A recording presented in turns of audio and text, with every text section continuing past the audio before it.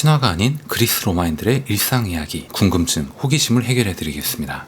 안녕하세요. 우리가 TV나 드라마에서 보는 멋진 그리스 로마인들 말고 그들의 일상생활, 일반인들은 과연 어떤 삶을 살고 있었을까, 이런 거 되게 궁금하잖아요.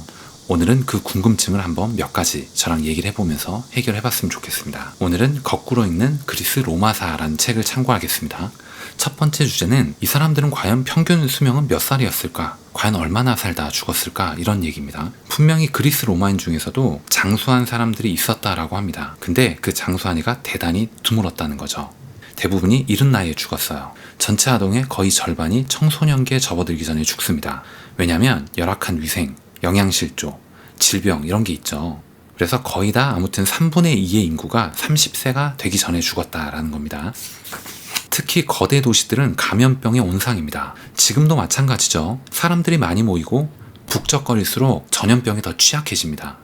계속적으로 사람이 죽어나가기 때문에 이런 곳들은 인구 규모 유지를 위해서 끊임없이 이주민 유입이 필요했습니다.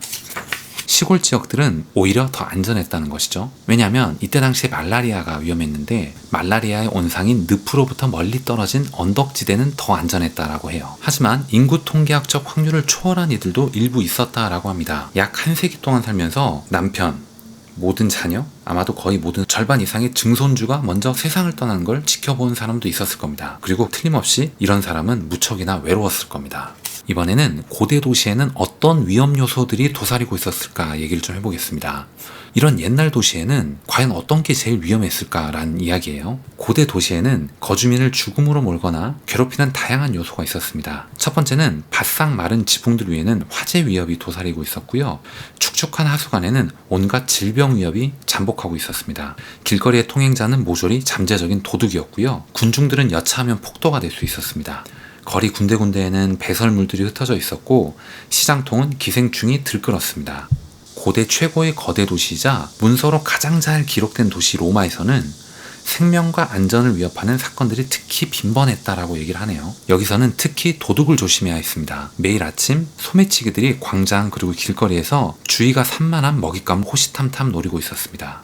밤에 길거리를 돌아다니는 사람은 누구나 강도, 구타 혹은 더 나쁜 상황에 노출되었어요. 훤한 대낮에도 상해 사건은 언제든 일어날 수 있었습니다. 로마 정부는 그때 뭐 했냐? 시민을 보호하기 위해서 최소한의 조치만 했다라는 거죠. 절도 그리고 폭행 이런 피해자는 스스로 해결할 수밖에 없었어요. 이들은 자기를 해친 범죄자들을 직접 찾아낼 걸 권고받았고요. 범죄자를 찾아내는데 성공을 해야 사건을 법정으로 가져갈 수 있었습니다. 되게 어려웠겠죠. 19세기 전까지 도시 대부분이 그랬듯이 로마에도 역시 직업경찰이라는 건 없었습니다. 따라서 로마 사람들은 스스로 자신을 지켜야 했다라는 것이죠. 이번에는 배설물 얘기를 좀 해볼게요. 로마 거주자들은 추정컨대 매일 약 4만 kg의 배설물을 만들어냈다라고 합니다. 이것 중에 일부는 도시의 공중변소에서 배출이 됐고요. 이곳은 화려하게 장식이 되어 있는 데도 있고 때로는 난방이 되는 곳도 있었다라고 합니다. 보통 한 10개 정도의 자리가 있었고요. 많은 경우에는 64석이 한 곳에 있었다라고 합니다. 칸막이도 없이 나란히 앉아서 일을 봤다라는 거죠. 사생활 같은 건 전혀 고려되지 않았습니다. 로마인 대다수가 집 안에 요강만 가지고 있었다라고 해요. 아마 점잖은 로마인들은 이 요강을 변소 그리고 하수관에 가져다 비웠겠지만 대부분은 분뇨를 거리에 그냥 휙 던졌다라고 합니다. 동물들의 이 배설물 그리고 인간의 분뇨는 거름 수거꾼이 정기적으로 수거해서 치웠던 것도 있지만 나머지는 폭우에 씻겨 내려가기 전까지 그냥 바닥에서 썩어서 지독한 악취를 풍겼다라고 합니다. 그렇기 때문에 이 로마의 불결한 거리는 질병의 온상이었다라고 하는 것이고요. 로마인들 체내에는 기생충이 득실될 수밖에 없었다라는 겁니다. 그리고 심한 위장염으로 설사에 시달렸고요. 매년 말라리아에 동반되는 고열과 오한을 앓았다라고 합니다. 로마에서 사람을 죽음으로 몰고 가는 것은 화재나 도둑이 아니었고 오히려 하수구에서 부화한 모기 그리고 보이지 않는 병원균 때문이었다라고 얘기를 합니다. 이번에는 로마 노예들은 어떤 삶을 살았을까 얘기를 좀 해보겠습니다. 고대 로마, 그리고 고대 아테네, 그리고 후기 로마 공화국에서는 인구의 3분의 1이 노예입니다. 노예들은 경고 없이 팔리고요. 자비 없이 처벌받고 보복 염려 없이 살해당할 위험이 있었습니다. 법의 관점으로 보면 노예는 사람이 아니었기 때문이에요. 그들은 도구나 짐을 나르는 짐승과 마찬가지로 취급을 당했습니다. 근데 이런 기본적인 사실 너머에 존재하는 노예들도 있었어요. 이들의 삶은 천차만별이었다라고 합니다.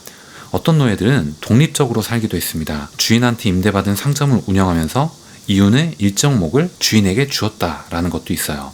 비교적 특권 있는 소수들이 이랬죠. 이 노예들은 주인한테 충성하면서 시중을 들었습니다.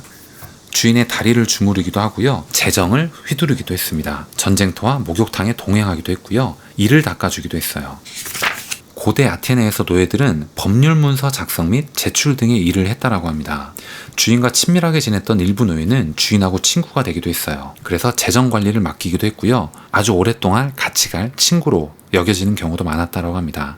근데 그렇게 운이 좋은 노예는 지극히 드물었겠죠. 대부분의 호의를 얻지 못한 이 노예들은 최소한의 식량만 얻었고요.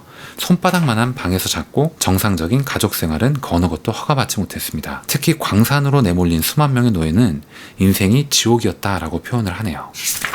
주인한테 혹시나 대항해서 음모를 꾸민 노예는 산채로 화형을 해도 합법이었다라고 합니다. 현실적으로 대부분의 노예가 속박에서 벗어날 수 있는 유일한 방법은 뭐였을까요?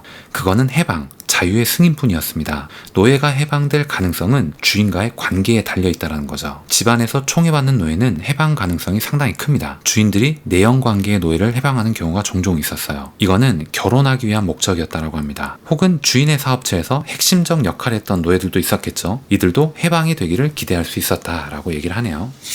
아주 소수의 해방 노예들은 저명 인사가 되거나 고위층 여성과 결혼하기도 했다라고 합니다. 정리하자면 고대의 노예제는 종신형은 아니었지만 노예 해방은 재능 있고 운 좋은 극히 일부에 해당하는 이야기였다라는 겁니다. 오늘 이야기는 여기까지 하겠습니다. 오늘은 그리스 로마 시대의 일상생활, 우리 주변에서 흔히 볼 수 있는 그들의 삶이 어떤지 궁금증을 몇 가지 한번 얘기를 나눠봤습니다. 오늘 이야기가 여러분들께 조금이라도 도움이 되셨거나 재밌게 들으실 수 있으셨다면 좋아요 그리고 구독 꼭 부탁드리겠습니다. 다음 시간에 더 좋은 내용, 더 좋은 컨텐츠를 가지고 인사드리도록 하겠습니다. 감사합니다.